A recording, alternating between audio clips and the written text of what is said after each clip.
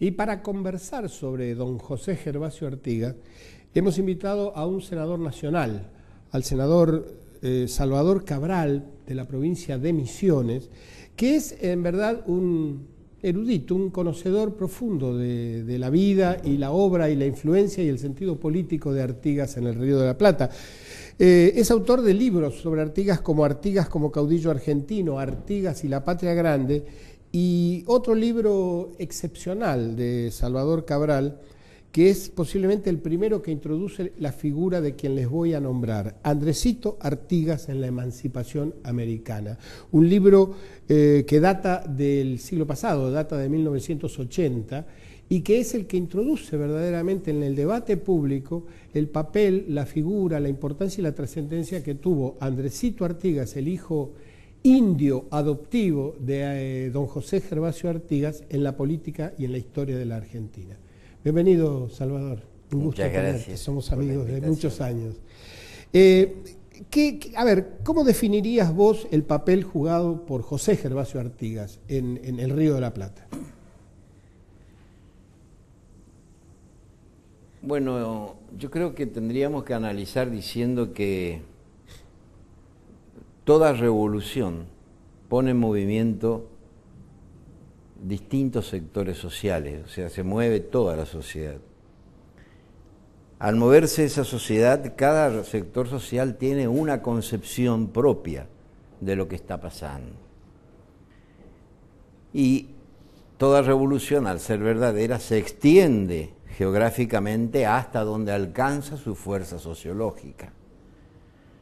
Entonces, una cosa era la Revolución de Mayo para que quienes querían hacer un negocio y sacar del poder a los monopolistas españoles, claro, y hacer de eso el libre cambio, y otra cosa era la Revolución de Mayo para los indios que creían que había llegado su hora, para los esclavos que tenían la esperanza de liberarse, y para los hombres que tenían una concepción mucho más amplia de lo que querían que América sea. Ajá.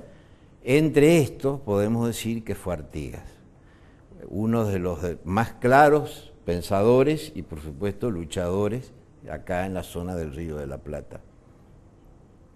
Artigas tiene una tradición en la banda oriental, conocida desde joven. Él se va de la estancia de su padre a la edad de 14 años y se dedica a lo que todo el mundo se dedicaba, que era la compra y venta de ganado en la frontera, y eso le da una extraordinaria madurez prematura, digamos así, en el trato con los hombres rudos del interior y de la frontera. La vida de frontera era una vida cruel. Porque era una frontera muy dinámica, era una frontera muy fuerte. Que de eso se trae como consecuencia la acusación de la historia liberal de que Artigas practicaba el contrabando. En realidad, todo el mundo, menos los monopolistas, practicaban el contrabando. Para no hablar de los Martínez de Oz, claro, porque del Río de Buenos Aires. Todo el sur no estaba prácticamente vigilado. Claro. Entonces el contrabando justamente crece, nace y se desarrolla en la ciudad de Buenos Aires. Claro. Así que, ¿qué le podemos culpar a un adolescente que hacía negocios con ganado?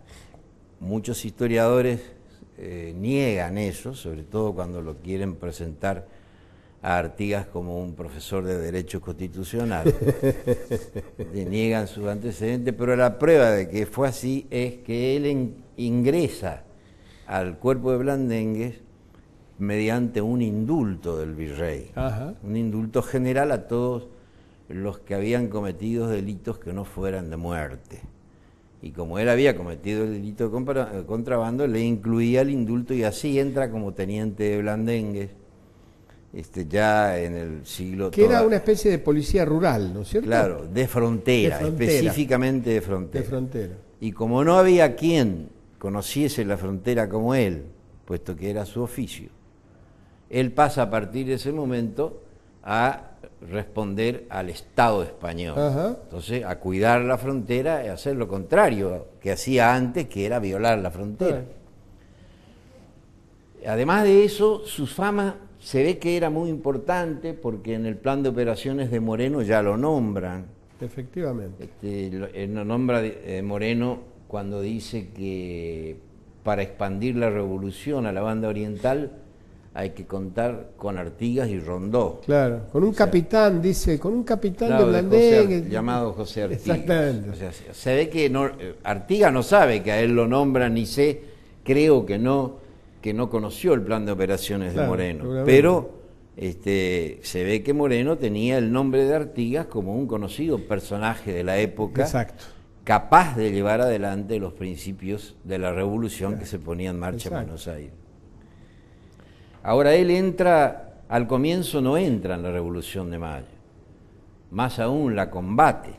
Él sale en nombre de las tropas del rey a sofocar el levantamiento entrerriano, que fue una de las primeras provincias donde se producen levantamientos campesinos.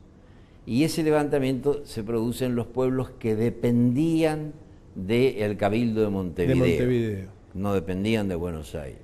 Entonces, por jurisdicción, le corresponde a él cruzar el río Uruguay